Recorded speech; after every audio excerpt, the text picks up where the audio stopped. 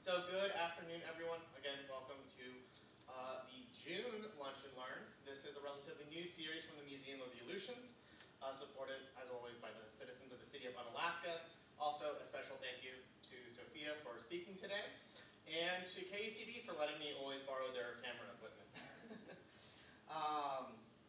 So this is a presentation where feel free to eat your food as we're exploring various topics. And if you are a community member who has a presentation that you would like to give, feel free to shoot me an email. You can get it after the talk or whenever. And we can find some time for you to do a presentation of your own. It's a very community-driven program series. With that said, we have Deepfakes and Fake News Tips on how to spot bias and misinformation by one of our local KUCD reporters, Sophia. So I will turn it over to her, and we'll jump on in. Thank you, Jordan. Thanks everyone for attending this. All right, well thank you for attending my presentation, Deepfakes and Fake News on Tips on how to spot bias and misinformation. So I first have to make clear that this presentation is not affiliated with KUCD. This presentation is from an Unalaska local who is also a journalist. These thoughts are my own. Journalist, it's just kind of like protocol for journalists to kind of set the space clear, keep it clear for who we're talking for here. Okay, so let's go to the next slide. This is just a little bit of background about me. I'm a reporter at KUCD. I became a reporter at KUCD on January 2023, so over a year. I've worked for different public radio stations around the country. I've aired stories nationally and internationally. I also graduated, or have a degree, a master's degree in environmental science and natural resource journalism from the University of Montana. And I deal with tackling misinformation and bias on a daily basis, either that be at work or just, being a human who partakes in social media. All right. So we're gonna break down the, presentation through our title. So let's get through the title piece by piece to unpack it all. So according to the Merriam-Webster dictionary, a deep fake is when an image or recording that has been convincingly altered and manipulated to misrepresent someone as doing or saying something that was not actually done or said.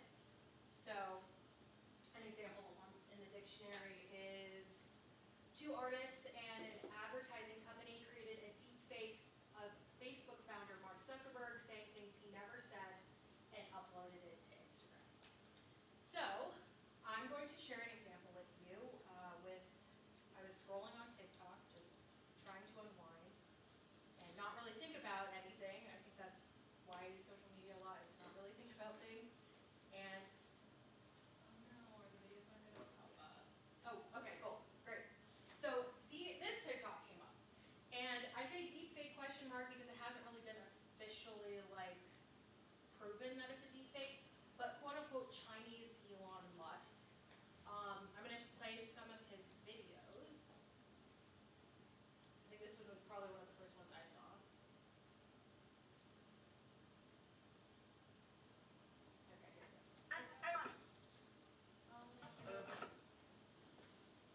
Well, that's not what the video is supposed to be. I'm gonna maybe try. Let's just try to get to it up. No. Okay. I'm just gonna let it play. Okay, it's good. Okay, here we go. Hopefully it's good. Okay, never mind. Well, you don't have to really hear what he has to say, but you can see that he looks a lot like Elon Musk. When I saw it, I actually was wondering if this is Elon Musk's doppelganger in China, but I don't think it actually is. And Elon Musk even questioned it in a tweet. He's like, I'd like to meet this guy if he is real. Hard to tell with deepfakes these days. So like I said earlier, there is no official confirmation that this is actually a deep fake, but you kind of really don't think it really is a real person. You think that there might, I at least think that there's some filter on his face. But it just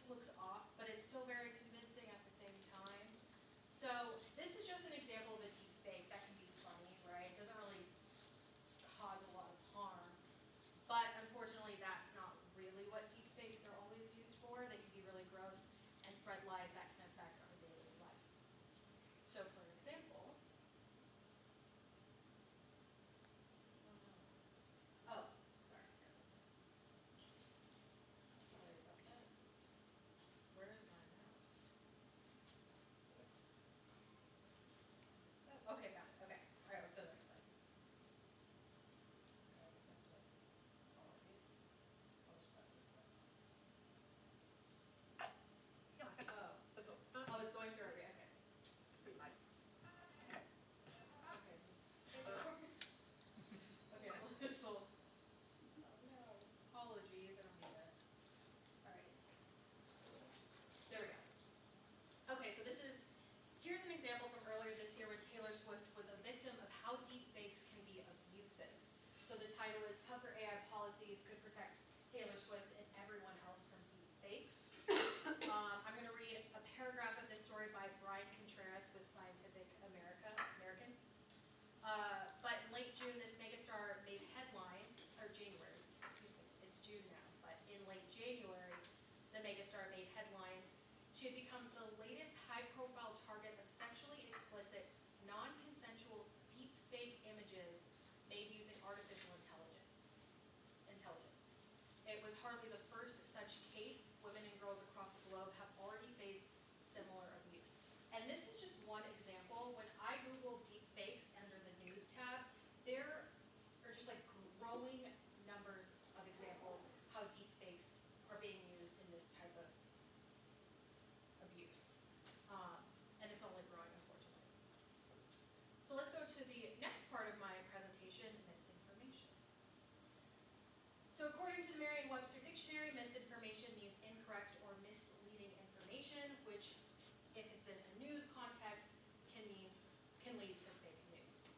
So I'm going to show you an example that I got from a Google alert to my news work email, and it is an article from Real Wrong News. Special Forces rescue military and civilians J6ers from deep state prison. So this was in Real Raw News, and it was written by Michael Baxter. So let's just read the first couple of paragraphs, understanding what's happening here. So, United States Special Forces on April 7 raided a deep state prison in the Aleutian Islands and freed 27 patriotic political prisoners whose only crime was peacefully visiting the Capitol on January 6, 2021. Sources in General Eric M. Smith's office told Real Raw News. As reported last week, Gitmo detainee Matthew Graves, a D.C. district attorney, tended to talk in his sleep, pejoratively slandering President Trump and espousing vitriol towards the MAGA coalition. His nocturnal ramblings included the words Rura Pente, a Klingon penal asteroid, and quote, ADAC in Aleutian Island and former military base 1,200 miles from Anchorage. Graves had also said the name Matthew Bradford, a Marine Corps captain who disappeared shortly after visiting the Capitol on J6. So just after reading these few first paragraphs, which the point of the first two paragraphs is to kind of give a summary of what you're getting into, I'm thinking like, wait, what is going on here? So I first source this story. I start sourcing this story. I ask myself, who wrote this and why are they telling me this? So I go straight to who the publisher is. The publisher is Real Raw News. They say they're an independent publisher that explores content often avoided by the mainstream media. And when you scroll around the website, it looks legit, like it looks like a professionally run website. So the next piece to my question is, who exactly is Michael Baxter? So I click on his name, and he posts a lot. He's one of the top authors for the website, but I don't really see much information about Michael Baxter himself, who wrote this piece. And the photo is like an icon. So to continue sourcing, let's Google this guy's name, Michael Baxter. And one of the first articles that come up is an article I see from PolitiFact, and they did an article on Michael Baxter and Real Raw News. The headline of this article is Hangings, Guillotines, and Gitmo Going Behind Real Raw News, Sensational and Fabricated Headlines. It was written by Bill McCarthy in 2021. So in this article, it says Michael Baxter actually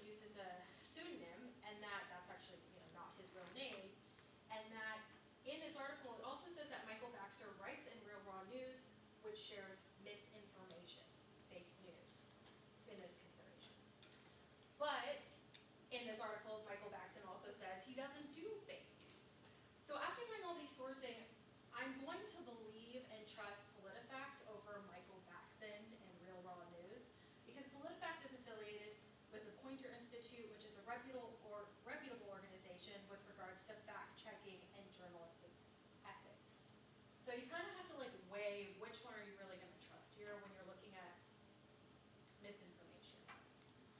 So one more thing I want to bring up, which I kind of think is interesting, is that in this article by Bill McCarthy, he says, he highlights Real Raw News is a relatively new website that regularly publishes fantastical false stories with made-to-go viral headlines. So this was written in 2021. That story that I just shared with you was shared to me a couple months ago. And also a couple months ago, there were viral photos going around of ADAX and McDonald's. And this article that, what is it? The Special Forces Rescue, that article actually mentions the McDonald's. So I can't say that Michael Baxton wrote this article because ADAC was going viral, but I don't really think it's coincidental at the same time. So let's go back to Baxter's story. And let's say you don't have like the resources or time to source dig because it kind of takes a large chunk of your time. So let's say you choose to read this story.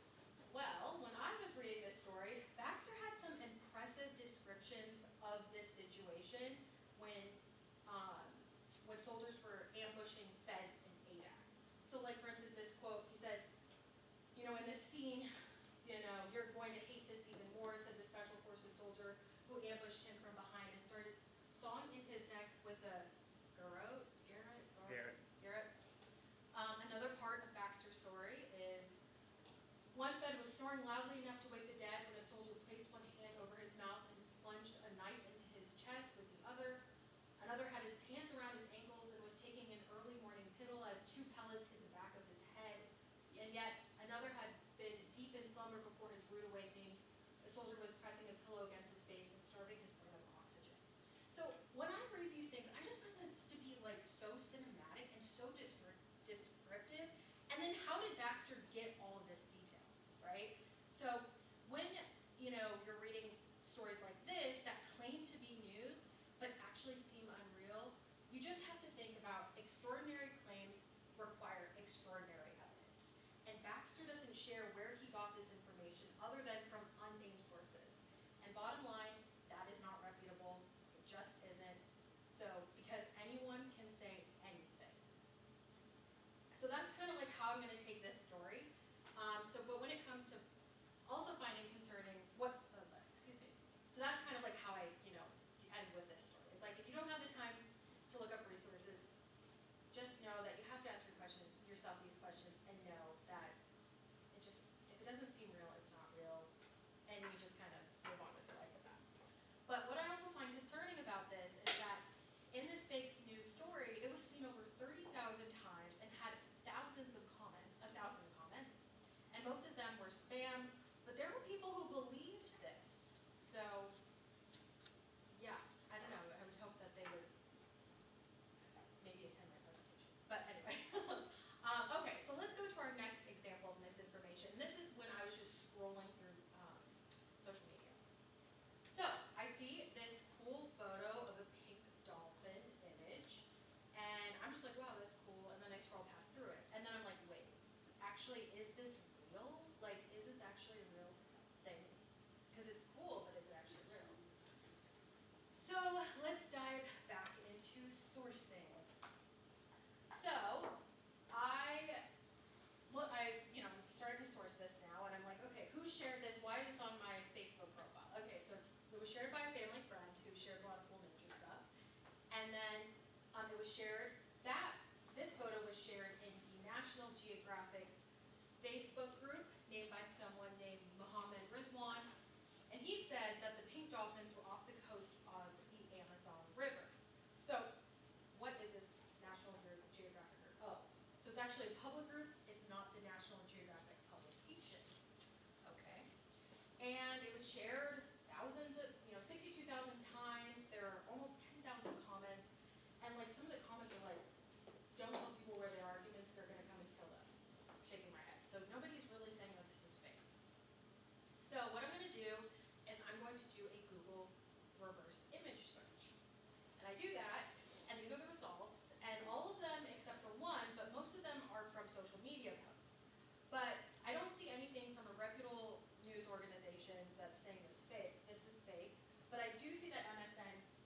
saying that actually this pink dolphin was spotted in North Carolina, but ours was spotted in the Amazon. So I'm like, that's already fishy. So let's actually Google, do pink dolphins exist? Okay, so when I Google that, I see what these pink dolphins look like, and it doesn't look like the pink dolphin that we saw on Facebook. And actually, I can see that a local TV station in Indianapolis is talking about a pink dolphin that is the same photo as our pink dolphin, and talking about how it was, is it actually real or fake in North Carolina? So it just, doesn't seem legit. So I go to that site, and their headline is "Pink Dolphins Exist, but these photos claim to show one in North Carolina are fake." And that one, this one was the one that was on our Facebook. So they use Verify.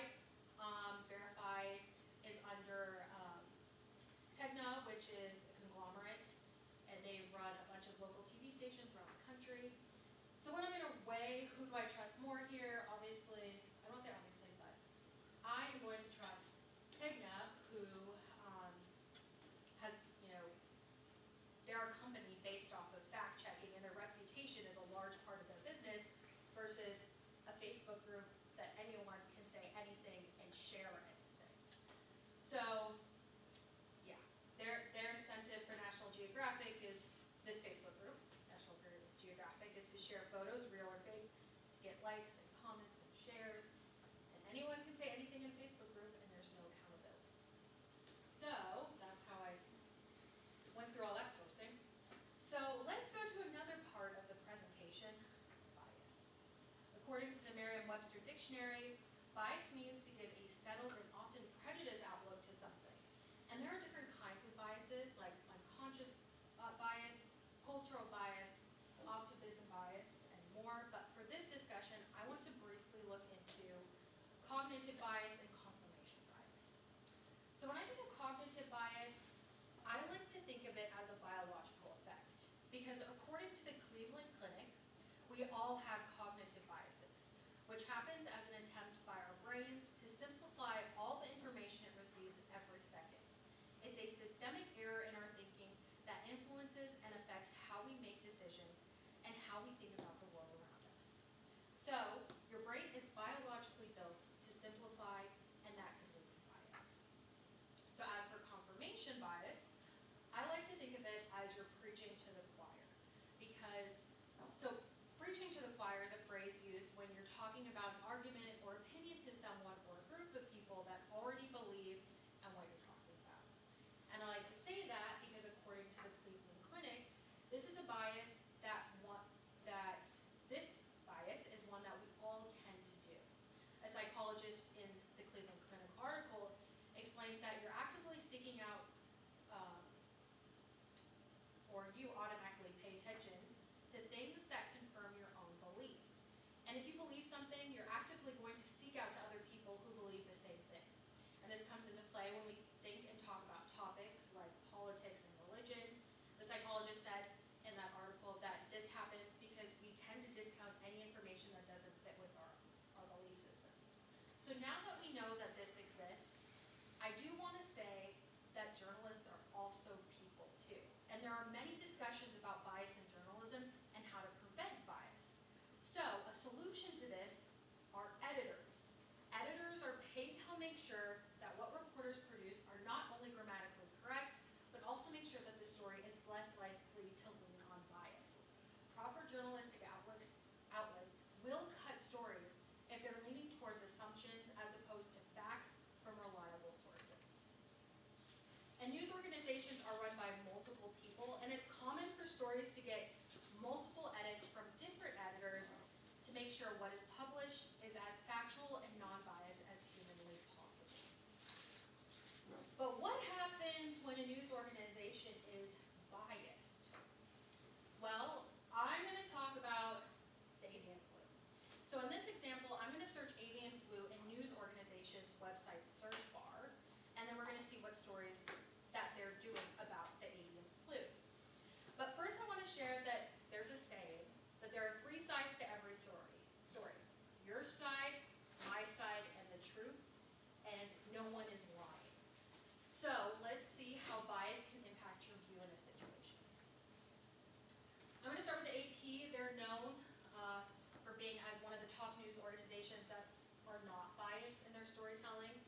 so I want to start with minimal bias.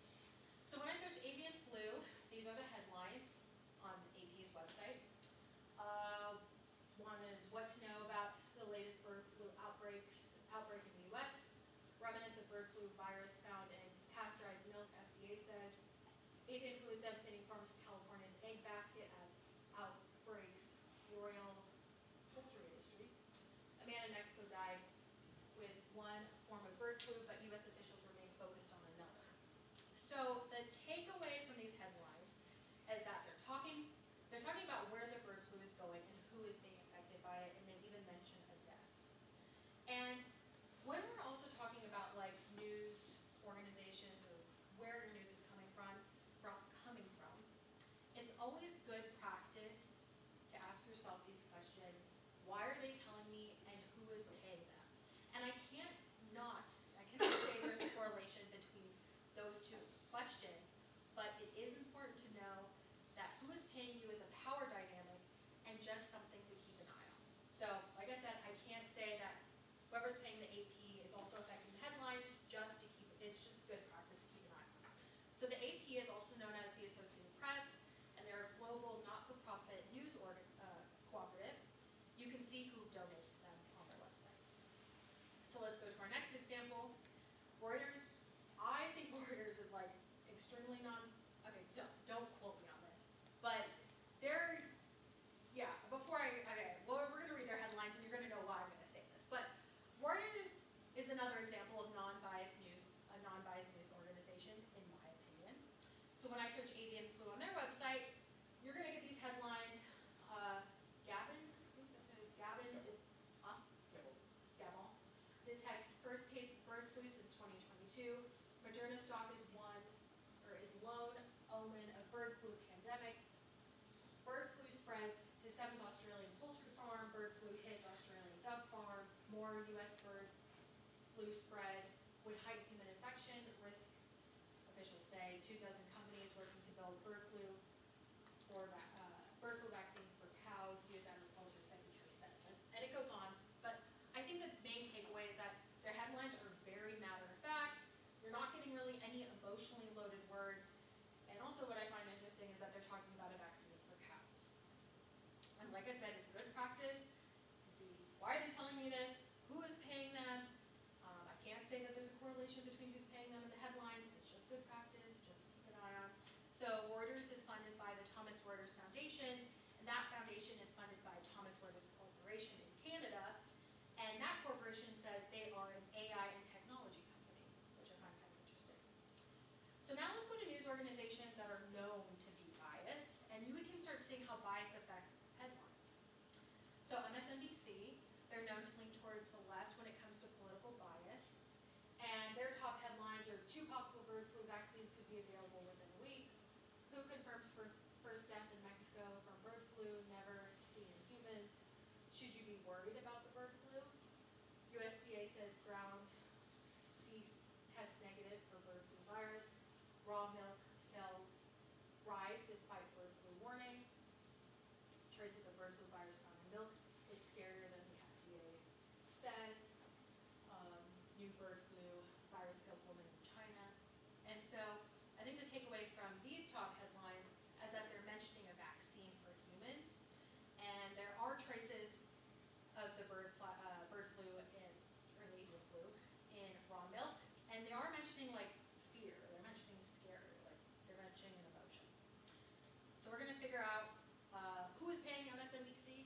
MSNBC is American news-based television channel run by NBC Universal News Group, which is owned by Comcast Corporation and General Electric.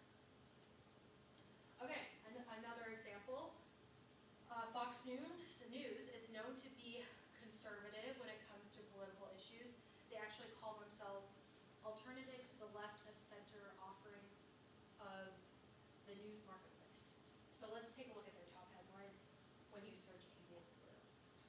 Bird flu virus found in grocery store milk, but no risk to customers, FDA says. Texas cats die on dairy farm after drinking raw milk contaminated with bird flu, CDC warns. Amid bird flu spread, experts reveal if it's safe to drink milk, quote, indirect concern. Bird flu infected cows have died in 5 closely monitor the disease. U.S. bird flu outbreaks sees fewer birds culled than in 2022. First case of avian flu detected on U.S. commercial poultry farms since April, and it goes on. But I think the takeaway for these headlines is that actually they're saying that it's okay to drink milk, and that they're actually mentioning cats, unfortunately, are dying from the flu, also cows, and they're sharing that it's spreading. So let's do the good practice that we do, which is who's paying Fox News. Fox News is run by Fox News Media, which is run by the Fox Corporation, which is owned by Rupert Murdoch and family. And for the sake of this presentation regarding misinformation and fake news, I have to tell you that Fox News has paid close to $1 billion when they were accused of defamation in a lawsuit, and they chose to settle the case and pay money to close the case without admitting fault. The plaintiff of the case in this lawsuit was a maker of an electric voting machine, Dominion. So even though it doesn't have any relation to the avian flu, it is something that regards their reputation. So let's look at our next example, and this is going to be our last example. OAN, One American News. They're known towards conspiracy theories. So the headlines are avian flu devastates California's egg basket, highly pathogenic avian influenza A, bird flu detected in some NYC park birds, largest U.S. egg producer temporarily closes Texas plant due to bird flu outbreak, globalists at World Economic Forum warn about deadly new disease X, and then egg shortage, illegal aliens visit the Big Apple, Pfizer ads, and Hollywood. So I think the takeaway from this is that there apparently is a new disease coming, and that the avian flu is spreading. So for good practice again, who is paying OAN? And I only do this because it's good practice, not saying that there's a correlation between headlines and paying, but there's a power dynamic. You guys get the shot. So on OAN's website, they say One American News Network is owned by Herring Networks, Inc., which is owned by the Herring family. And also, for the sake of this presentation on misinformation and fake news, I have to say OAN was also in a defamation lawsuit. The maker of an electronic voting machine, Smartmatic, sued OAN, and the case eventually was closed in a confidential settlement, so there was no admit to fault, but the case was closed and settled. Okay, so now that I just shared all this information, now what? So I want to kind of go over tips on how to spot bias and misinformation, but first, I just want to talk about how is misinformation regulated, how is fake news regulated? Well, it depends. So just note that there are no regulations when it comes to misinformation for cable news networks, newspapers, newsletters, whether online or print, social media platforms, online-only streaming outlets, or any other non-broadcast news platforms. So that includes MSNBC, Fox News, it includes a huge list of things, right? A huge list of wherever you're getting news from. But there are regulations from the FCC for public broadcasting news stations, like your local radio and TV station. So for example, KUCB, Alaska Public Media. And just note that these regulations are very particular because the FCC also protects the First Amendment of the Constitution, the freedom, of speech. So if a public broadcasting news station knowingly shares misinformation, that's a violation, and the FCC has been known in the past to revoke their ability to broadcast on public airwaves.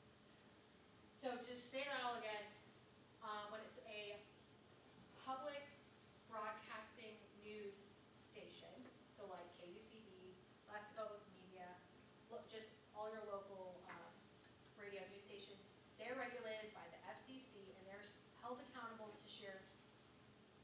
not share misinformation, whereas cable news companies, social media accounts, there's no accountability for sharing misinformation. They don't get reprimanded for really sharing misinformation to some extent. So let's go to our first tip. Sourcing, and more sourcing is so important when you're trying to go through misinformation anyone can say anything on social media and on cable companies. And deepfakes are only populating more on the internet and could be where you least expect them. For example, like the pink dolphin. Like, I don't know why somebody would want to do that, but they did. So, but also to know that the MIT, the school, says humans are actually skilled at picking out faces. So even if you have the slightest inkling something is fake, it very likely is. So biologically, humans can read faces pretty well. Most humans can. And if you think that it's fake, it very likely is. And I also want to say that MIT also says AI detectors don't work. So don't rely on them right now to tell you if something's fake or not.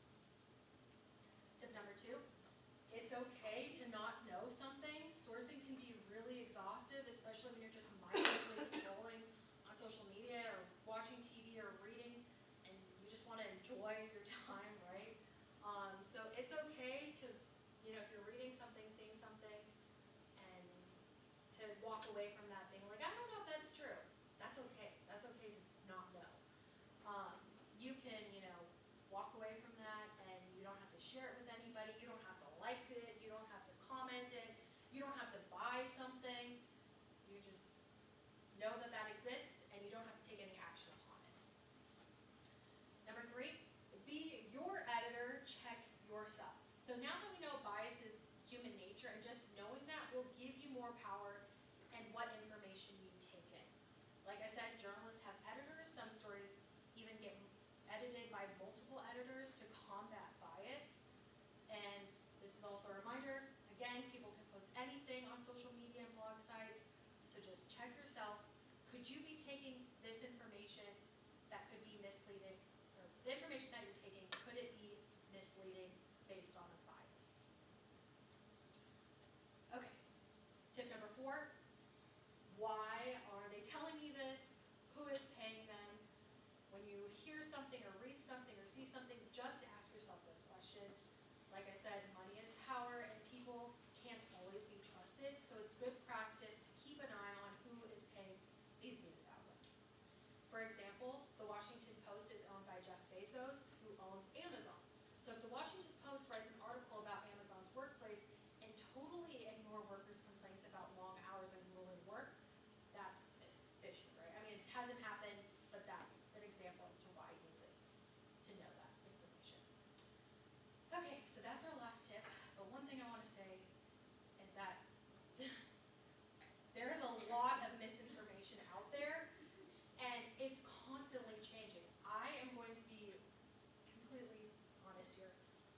Doing this presentation, I didn't know how intense misinformation and deepfakes, like how intense and how it's everywhere. So there's a lot of clickbait headlines to persuade you to change your point of view, to make you want to buy something, to make you vote for something, or to make you feel something, even when that thing doesn't even exist. There's just like a lot of mind games going on the internet, and it's always changing, and I think of it as the Wild West right now. So that's the end of my presentation. I really appreciate you guys sitting here and listening to my ramblings about misinformation and bias. So if you have any questions, go ahead.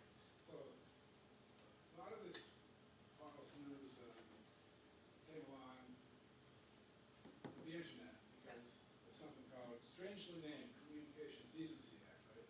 And it means that publishers are not liable, whereas in old media, the publishers of newspaper were liable for lies and things, owners and radio stations.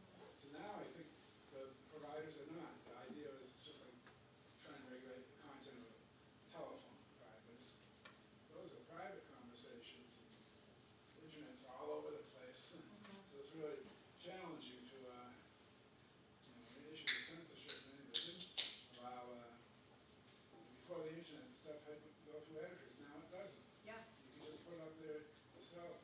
Yeah. It's just amazing. I just saw it was interesting self-published books. Know that it's which kind of adds to its Western charm. It's called Get Old Talk. Yeah. That's just an aside, but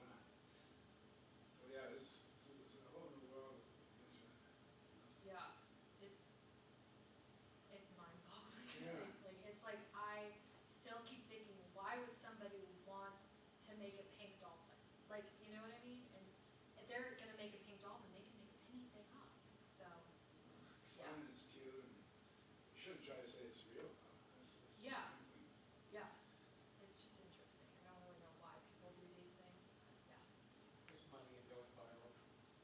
More clicks, you get more Yeah. advertisers, and Right. sponsorships, so people will just post anything. That's true. Yeah, I was thinking about, do I want to dig into Facebook and Instagram?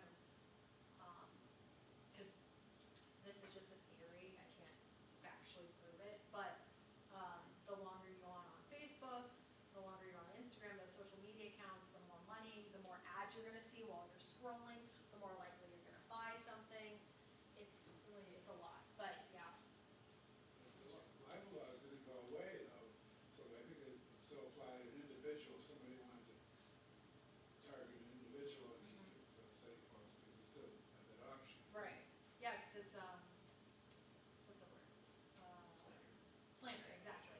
But I know that like when it comes to defamation cases or slander, those are really hard to actually win, because there's just so much when it comes to like how do you prove that someone did something intentionally, knowingly, that what they're sharing or what they're doing is harmful or, misinformation. So that's, I think it's pretty tricky too. So yeah. Yeah. Do you see any kind of movement to teach this kind of class that you taught us in high school? Yep. So it's actually happening. So I read an article, I don't know exactly where it was, but it was down south. I think it was like in a larger city, and there are, they call it Media literacy?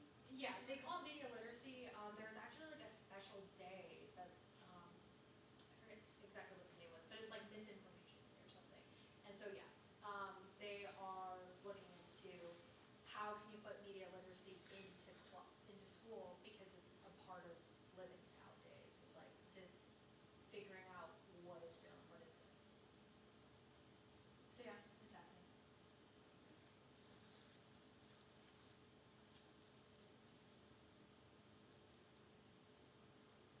Depressing.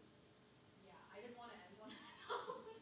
I know. I was like telling Ellis, I was like, oh my gosh, it's a lot. But you knowing that it's a lot and you knowing about that they can make up anything, I think that brings power into your decision making and what you're gonna believe is true or not. It gets kind of stressful because I know that like I just sometimes want to know what the truth is, and you have to go through a lot of sources and you have to figure all these things out. But I think, yeah, just knowing that it's crazy out there will help you make decisions. What makes you hopeful for the future? How are the kids doing figuring this stuff out? Yeah, that's a good question. I don't know. I think, yeah, having discussions like this is really important. I think also, I know that there's like a lot of talks when it comes to like trusting like news organizations again, like KUCB. Like I think it's just like humanizing reporters again, humanizing your local reporters. Like I said, because the FCC, regulates if they're sharing misinformation or not, whereas like other organizations are not regulated. So like the people who are actually like held accountable, I think it's, when I think of hope, it's like just talk to the people who are your local reporters. They're the ones that are held accountable, and if you want to know real, true information, you're likely, I don't know, I guess I'm kind of going on a rant of what's hopeful, but I think knowing the people, who actually produce real news is a hopeful way of looking into that, or like, yeah, putting media literacy in classes, I think is another hopeful thing, and it is happening, so, yeah. Are you telling me J6ers weren't held in closet? That's not okay. No. Yeah. Out of curiosity, I don't know if you looked this up or if you try to source this out, but was the general mentioned in that article even a real general? I didn't look it up. I Okay. know. I should, yeah. Yeah. Yeah. I was just curious. Yeah. I didn't, but like what was said enough was like, I can't even take anymore. How real this could dangerous ones would be, I mean, that one about J6 is kind of obvious, but, you know, would be like take an AP story, twist it a little bit and present it like it's an AP story. It's like, we're talking fishing, just tweak it a little here, a little bit there. You know, and then, Yep. and on a short notice, that could have an effect on some fast breaking thing. Oh, yeah. You know, how you could, I mean, there are, like, I was thinking about bringing it up in this presentation, but I'll bring it up in discussion, is that there are, like, news organizations that Andy and I have actually come across that's like the BNN, Yeah. and it's AI. It was proven to be an AI news run organization, and they were taking our They stories. scraped their stories, regurgitated them through the Yeah. AI, messed up the quotes, messed up the Yeah. wording, didn't good at the photos, and we have no idea who saw it or how far. it Yeah, was. and I thought it was so weird because I think BNN is based in Asia, and I'm like, why are they pulling our stories? Like, we're just, And they got shuttered too because the New York Times was investigating them, so Yeah. they just deleted their website. yeah. Yeah, and they weren't, crediting us either, because No, of like, course not. it was just like, they were taking that story and as if they were reporting on it, and they were using, I think, fake images of these reporters, quote unquote, writing these stories. So yeah, it's a lot.